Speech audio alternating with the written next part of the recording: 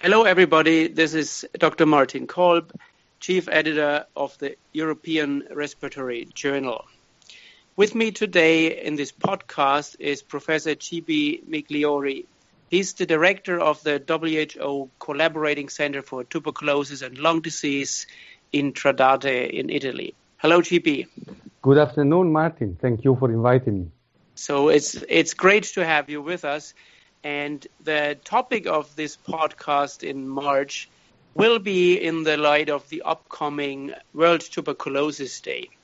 And as many of the listeners may know, March 24 is the World TB Day endorsed by the WHO and other societies. And it commemorates the day when Dr. Robert Koch in 1882 actually described the first time the cause of tuberculosis, which is the TB bacillus. So the journal is very active in presenting TB research, and Professor Migliori has picked a few papers to discuss today that he thinks are of special importance for tuberculosis.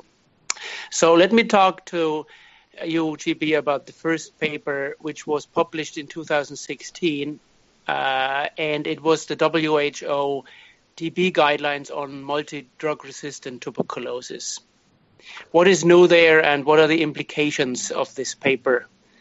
Yes, thank you. This is a real pivotal paper. It was highly cited, and being evidence-based, brought to the attention of public health and clinical staff four main messages. The two important of them are the endorsement of the shorter regimen to treat MDR tuberculosis, a 9 to 12 months regimen that proved to be able to ensure a relapse-free success rate of 87%, almost 90%, with a reduced cost, less than $1,000, so it's much cheaper than the longer standardized regimen. We will discuss this a bit more into details. And then the regrouping of second-line drugs. Before there were 5 groups, and the new drugs were in group 5. Now the groups are renamed Group A, fluoroquinolones, hierarchically the most important, effective, well-tolerated. Group B, injectables. Group C, other second-line agents, and linezolid and clofazimine belongs to this group. And Group D, the add-on agents, which include in subgroup D2, bedaquiline, and in subgroup D3, the carbapenems. The other two issues are new information on MDR treatment for children, for the first time based on a very well done a systematic review and individual data beta analysis, and the indication for partial lung resection surgery. The papers which I want to underline that are freshly published in the European Respiratory Journal are, the first of them is very important, is the paper from by Borisov and others, Effectiveness and Safety of Bedaquiline-Containing Regimens, a multicentre study.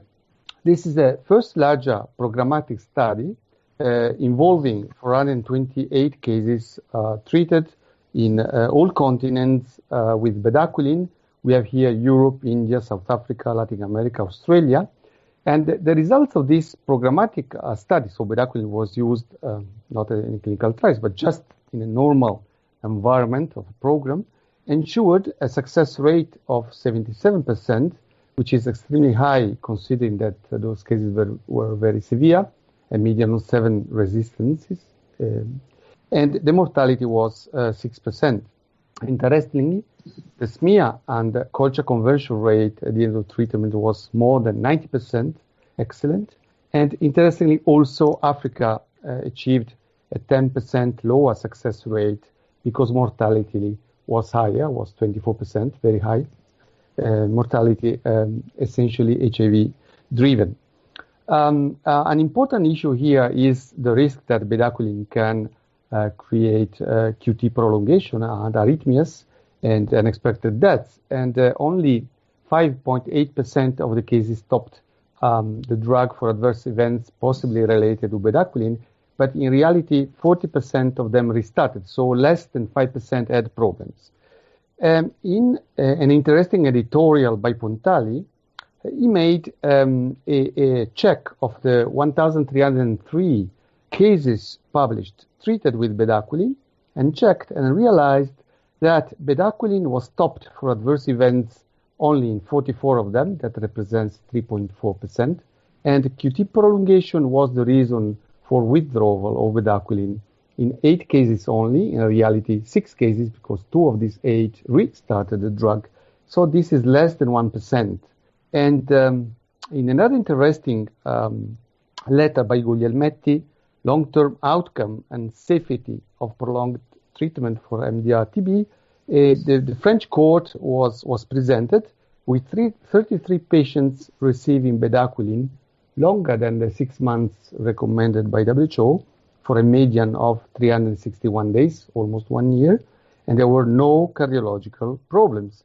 So the evidence coming from these 3 papers, there are others also, but those are in a way particularly relevant, is that the toxicity of bedaquiline may be lower than previously expected.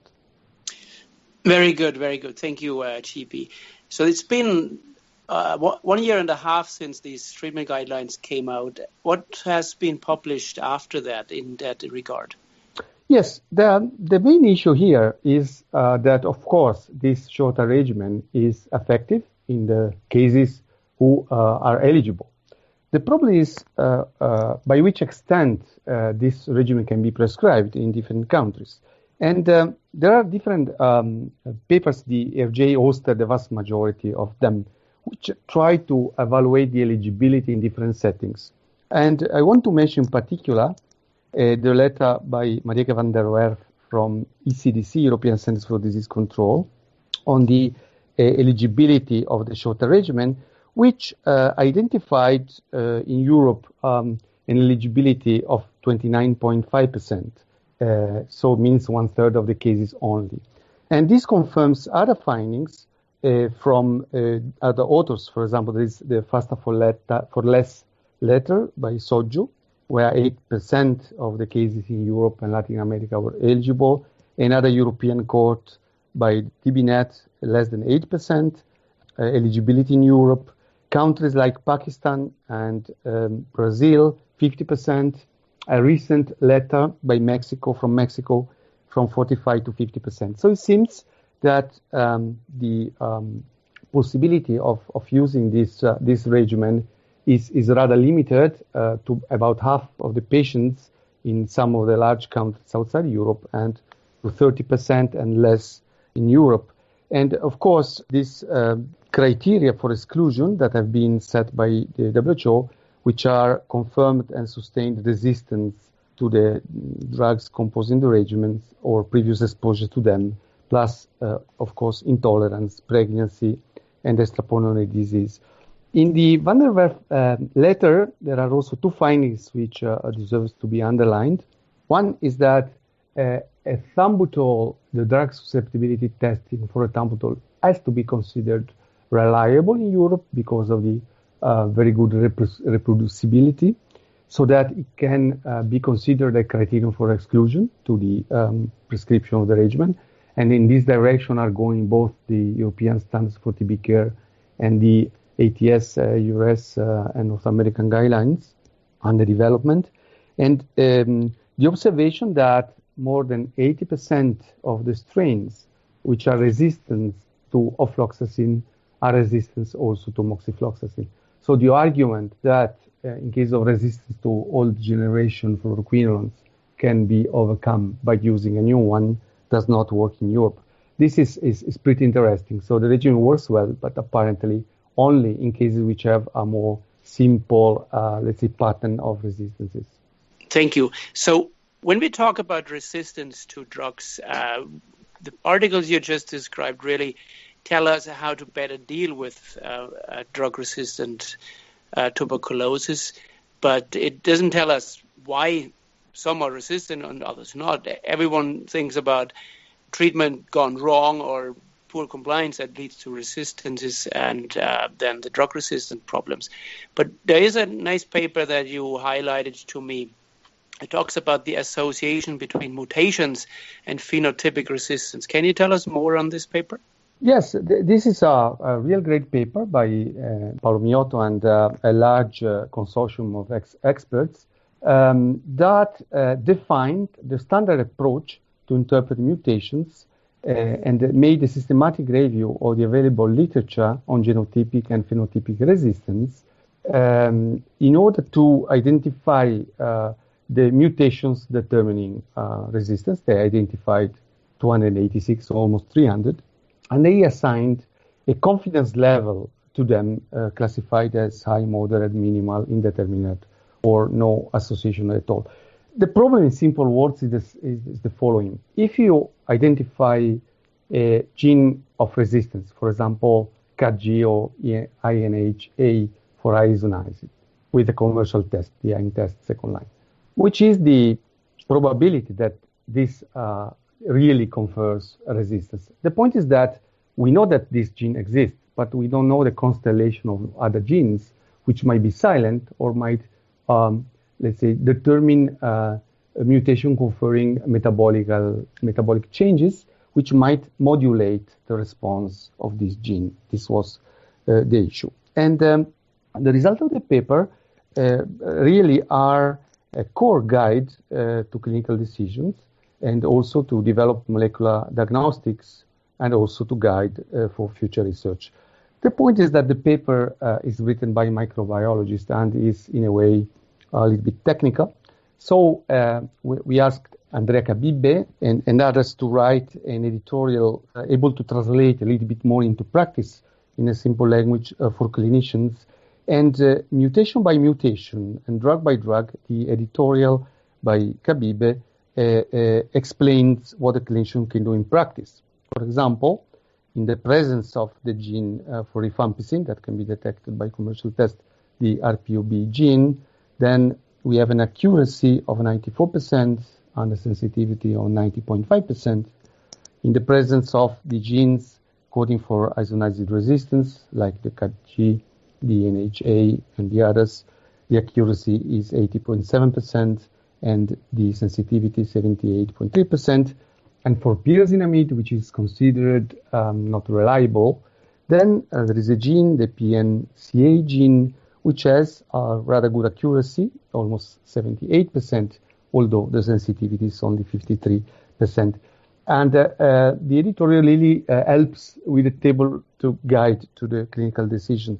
Now, the future is clearly on whole genome sequencing, so the future possibility that is already available now to look at the full constellation of genes, studying the entire genome. And experts say that in 2 to 3 years, we might have a commercial kit allowing to perform this test at a reasonable cost, maybe something around 50 euros. So this will really change the game. Good, excellent. So you notice that there is a lot of good research published in the European Respiratory Journal, and thanks to you, GB, who is our section editor for tuberculosis, who handles a lot of the papers that are coming out.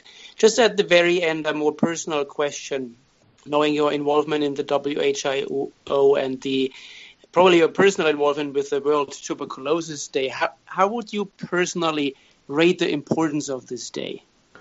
This day is globally very important. I would say more important in developing countries than in low incidence.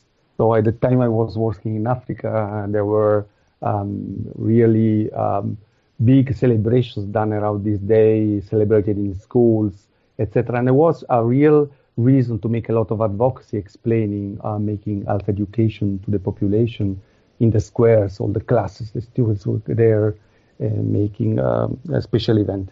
In low incidence countries, it's a bit less, let's say, felt as important. But really, it's useful for advocacy in order to keep attention to a problem that sometimes in our Europe, etc., is considered not a priority. So it's a good opportunity to keep things going. This year, there is a lot of focus on the political commitment to pursue tuberculosis elimination.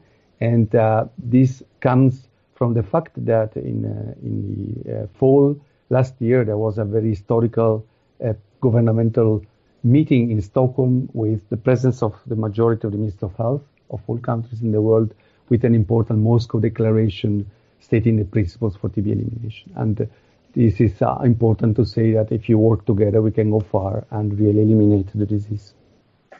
Thank you, GP. And of course, the European Respiratory Journal is committed to publishing the best science in tuberculosis, as we just heard. So this is the end of our podcast. Again, Dr. Martin Kolb, Chief Editor of the European Respiratory Journal, having asked Giovanni Migliori from Dheda in Italy a few questions about the tuberculosis paper highlights of the last year. Thank you very much for listening, and goodbye.